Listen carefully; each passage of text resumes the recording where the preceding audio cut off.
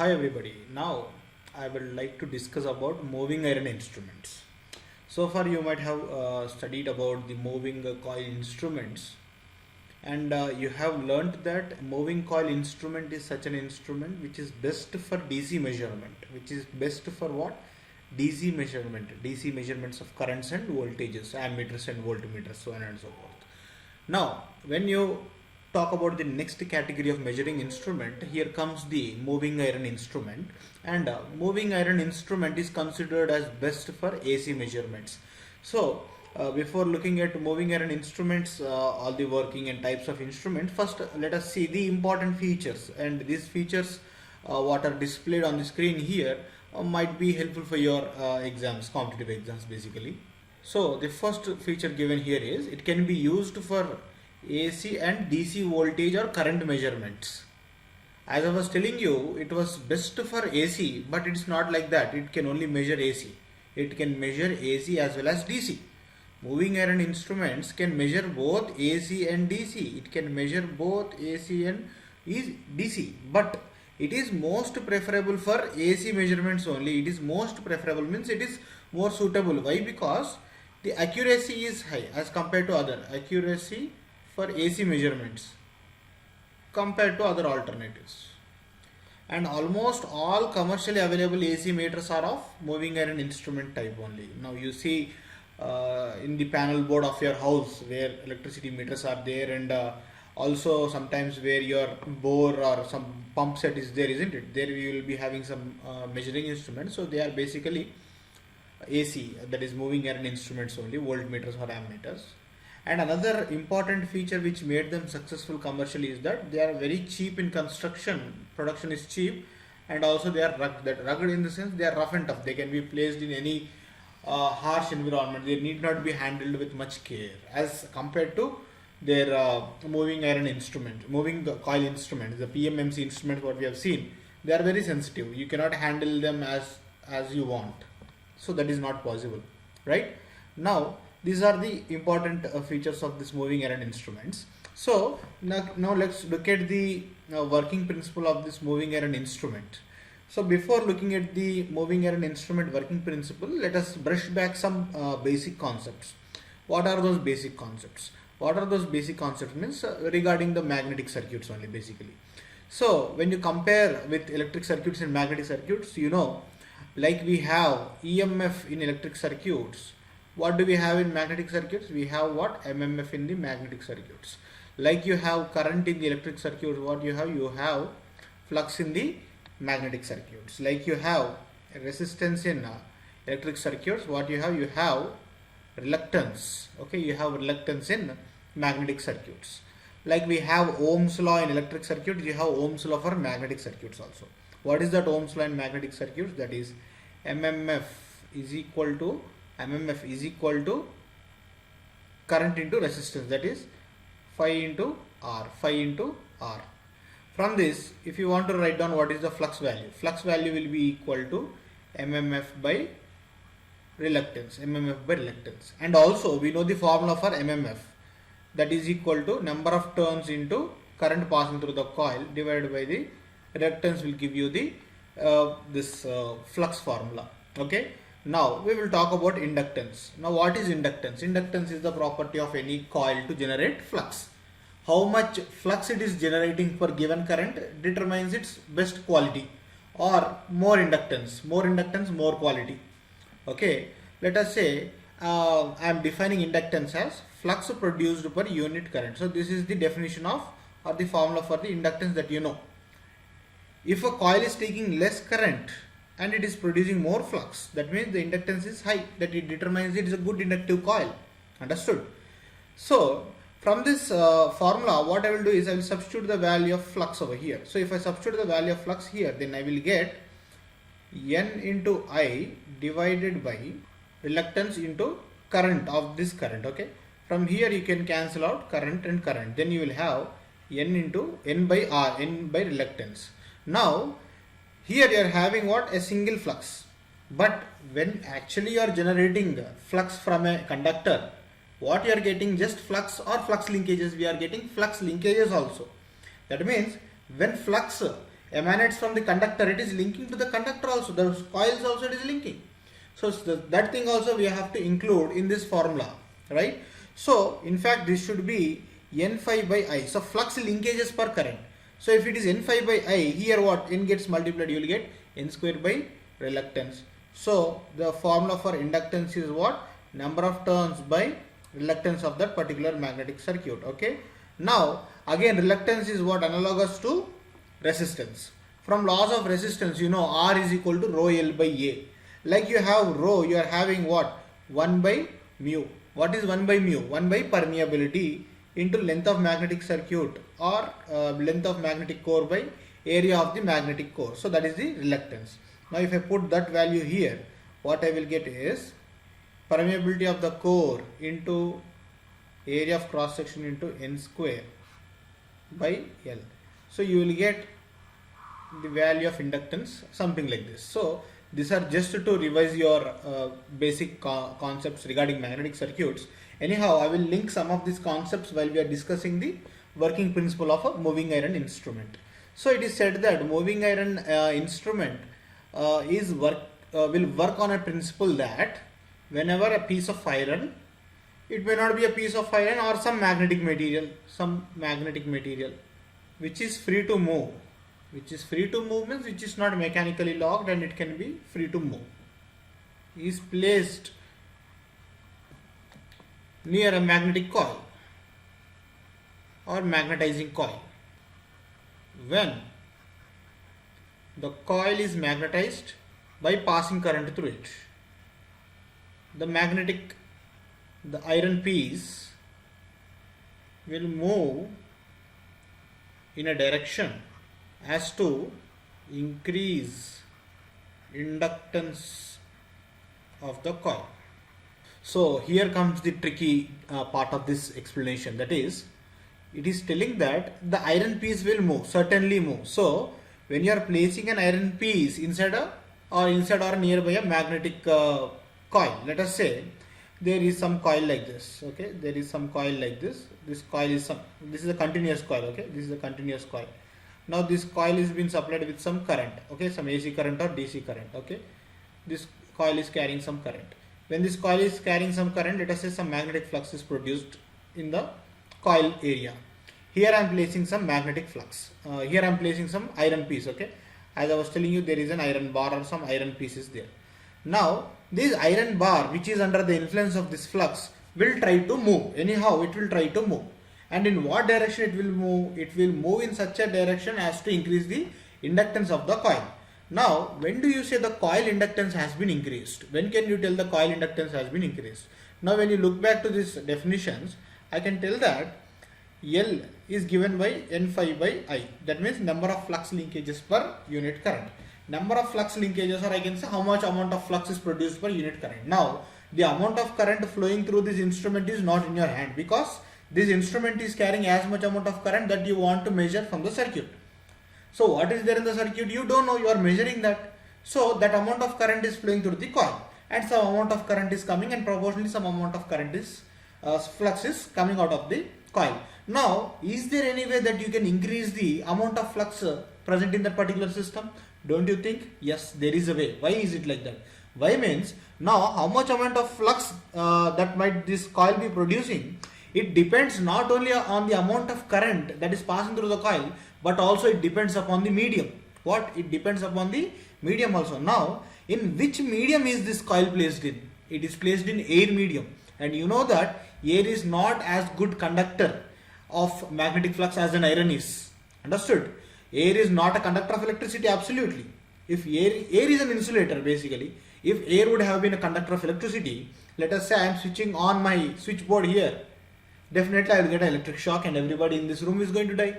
So absolutely air is not a conductor of electricity. Simultaneously, air is also not a good conductor of magnetic field. Air is not a good conductor of magnetic field. I am telling what? Not a good conductor of magnetic field. That means it is a conductor of magnetic field.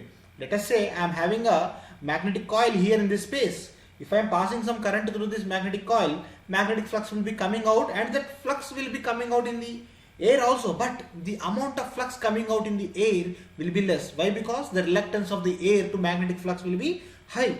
That thing you have to understand. And you know, when you compare to the reluctance of or the reluctance opposite is permeability, the ability to allow the magnetic flux. So if you compare the permeability of air and that of an iron piece, it will be some 10,000 to 20,000 times higher. That means if for the same amount of current in air medium, if you are able to produce what 1 Weber of flux, if you place the same coil in a magnetic medium, that means let us say you place nearby an iron piece or wind it on an iron piece, then you will be able to get 1000 Weber, 10,000, 20,000 Webers of flux. Understood? So that is the importance of medium where you are placing the coil also. So not just the current, but the medium around the coil will also influence its flux producing capability, which is nothing but its inductance. Now this iron piece should move in such a direction that it should increase the inductance of the coil. It should increase the inductance of the coil means it should increase the flux producing ability of the coil. Now you tell me, let us say the flux, this magnetic piece initially is in this position. In which position if it will move, then do you think the inductance of the coil will increase? Yes, you got it right. Definitely if it moves in this direction. So if it moves in this direction, what happens to its position? Its position becomes like this. That means between this coil and this coil, the air gap between the flux path for the flux to flow has been decreased. So it will definitely try to move in that direction only. Okay. Now it is moving means, is somebody moving it? No. Some sort of torque or some kind of a force is moving it. And that torque or that force produced is also called as repulsion, is also called as reluctance torque. Okay, it is also called as reluctance torque. Now you see, very important conclusion here. Moving iron instruments have which kind of torque? It will have reluctance torque. See, when you talk about torques, there are different types of torques. You are having reluctance torque, you are having electromagnetic torque. So reluctance torque is a type of electromagnetic torque only. Okay, so like that there are different types of torque. So when you talk about reluctance torque, a torque which will try to move any magnetic piece so as to reduce the reluctance of the circuit. If you are reducing the reluctance of the circuit, magnetic circuit, what happens to the inductance? Automatically increasing, isn't it? Why? Because when the iron piece is moving in this direction, the net air gap, okay, the net effect of air has been reduced because the iron in this position is relatively occupying more space in the air and it is allowing more flux through it. Understood? So that is called the working principle of moving iron instrument. Okay, moving iron instrument works on which principle? It works on the principle of producing of reluctance torque. But whereas when you talk about the torque produced in moving coil instrument, I already told you, moving coil instrument, or I am telling about PMMC, let us say, or any moving coil for that matter, it works on the principle of DC motor principle, which is nothing but electromagnetic torque. It is also called as electromagnetic torque. Okay, so here this works on the reluctance torque. Okay, this is the working principle of moving iron instruments. Now coming to the types of moving iron instruments, when you talk about the types of moving iron instruments, so there are primarily two types of moving iron instrument. So one type of instrument is called as attraction type of instrument. Okay, attraction type, and there is another type called as repulsion type. So about the types of instrument I will discuss in some other video separately, but for now you remember that there are attraction type or repulsion type of moving iron instruments. Okay, next very important topic is general torque equation of moving iron instrument. So it may be an attraction type or a repulsion type. You have to know how much is that amount of reluctance torque produced, and this reluctant torque is nothing but the deflecting torque, isn't it? The torque which actually moves the pointer or in the moving system of the measuring instrument. So that generalized torque equation is nothing but TD is equal to, see here all the game is regarding what? Increasing the inductance. See, increasing the inductance means, when you talk about inductance, I am asking you what is the energy stored in the inductor. Energy stored in an inductor is generally, you know, half L into I square. Now when you talk about the torque produced in a moving iron instrument also is closely related to this equation. It looks similar to this equation. So TD, the deflecting torque produced by this instrument, will be equal to same half, okay, and I square will be like that only. Now when you talk about L, okay, when you talk about L, this L will be modified by dl by dt, change in L by change in deflection. See, as you know, when you are passing some amount of current through the coil, definitely the value of flux will be increasing. When the value of flux will be increasing, what happens? The amount of flux will be increased, and that amount of flux interacting on the iron piece will be increased. And what will the iron piece do? It will try to increase further more flux by moving through some distance, and how much distance it will be moving depends upon how much flux is acting on it, and which in turn depend upon how much current is flowing in the circuit. So what happens? There will be some change in deflection, or there will be some deflection in the moving system. And when there is change in deflection in the moving system, definitely the inductance is going to change, dl. So how much inductance has been changed per how much change in theta is what? Dl by dt. Understood? So this is the finalized equation of Td. Okay, this is final equation of Td. And at a steady state, we say that this equation divided by K for spring control instrument. So that we will see further as we move forward. So since we are studying physics, we have been studying physics since childhood. You all must be aware about the work done formula. So you know what is work done. So work done is generally equal to force into distance, isn't it? Now when you talk about work done here, because the iron piece is moving, there is some deflection, then I can say some work is done. Now here, what is the work done here? Would be equal to same force into distance. Now what is the type of force here? Here the force is torque, because rotating forces are always torque. So you have what? Deflecting torque. So work done here is equal to deflecting torque into distance. What is the distance? Is nothing but the change in angle, displacement. So Td into d theta. Okay, change in deflection. This is the work done by this particular instrument. Okay, this is the work done by this particular instrument. So when, let us say, initially the instrument is carrying some amount of current of I. Okay, it is carrying some current of I. Now what I am doing is I am slightly increasing the current by some fraction of di. Okay, I plus di. Okay, when I am increasing the current from I to di, there will be some change in work also. So this is what the work done, d theta. Okay, the instrument will move through some angle, d theta, this thing you know, right? So when some amount of current is increasing means what? The applied voltage is also increasing, no? So how we can find out that applied voltage? So that applied voltage we can find from this formula of Faraday's laws of electromagnetic induction. I can write dl by dt. So when you look at d by dt of L into I, here current is changing. So current is the variable quantity, and when current is changing, the flux will be changing, the position will be changing of the iron piece, and the inductance and flux producing capability will be changing, and hence inductance is also a variable quantity. So I cannot fix inductance here, so I will consider both of them as a variable quantity, and integration, differentiation of product of two variable quantities will be something like this. So L into di by dt plus I dl by dt. Okay, I dl by dt. So in this both terms, in the bottom, in the denominator, dt is common. So I will take dt common and I will put it that side. So I will make E into dt is equal to L into di, I into dl. Right? Now what I will do is I will multiply in both sides with current I. So if I multiply on both sides with current I, what I will get? E into I into dt is equal to L into I into di plus I square into dl, isn't it? I will get an equation something like this. Now what is this equation telling you? This equation telling you how much amount of energy is being supplied to this circuit, isn't it? This is the energy supplied. So this much is the energy supplied. So what was the initial energy? Initially the energy in the system was, the inductance was L and current flowing through the system was I square, I. So half L I square. Now what is the energy now? Now what has become the energy now?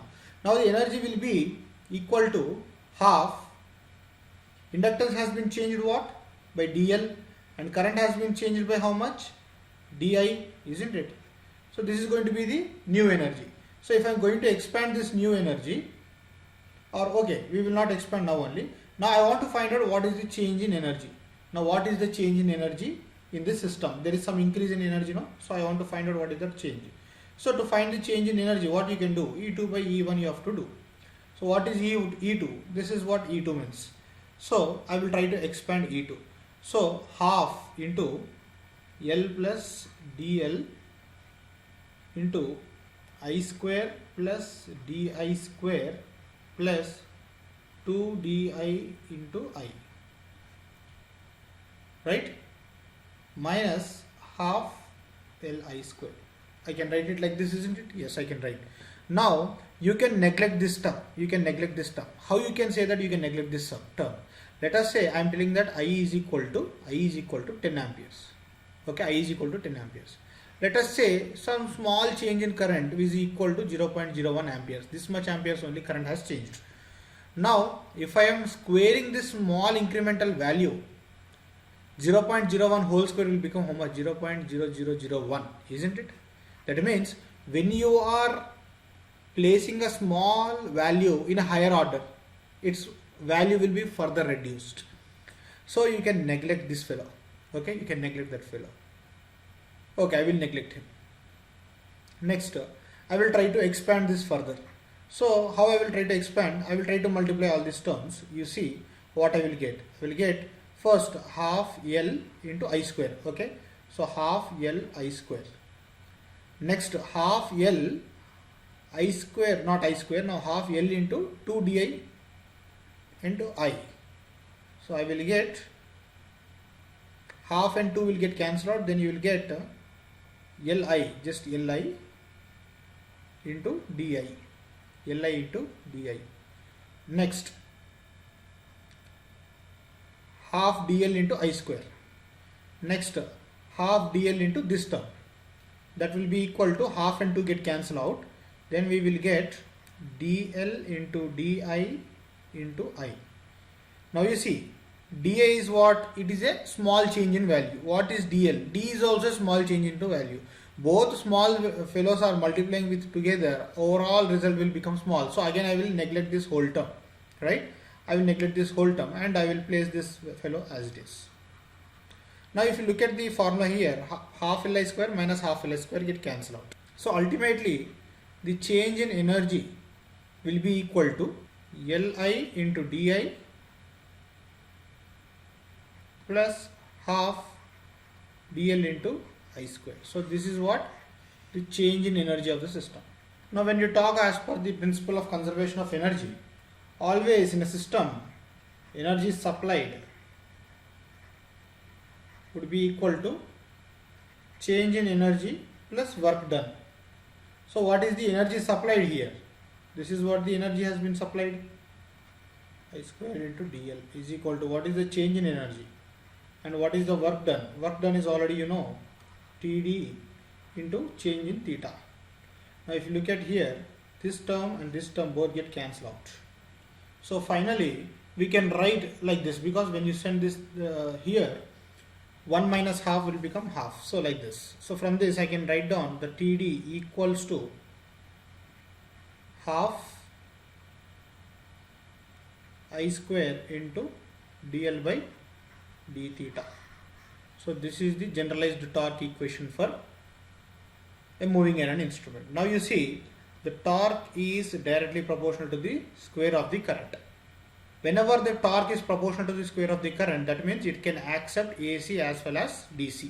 It can accept AC as well as DC. Why? Because even if the current direction becomes minus I, minus into minus will become plus. So always the torque will be unidirectional, whatever may be the direction of current.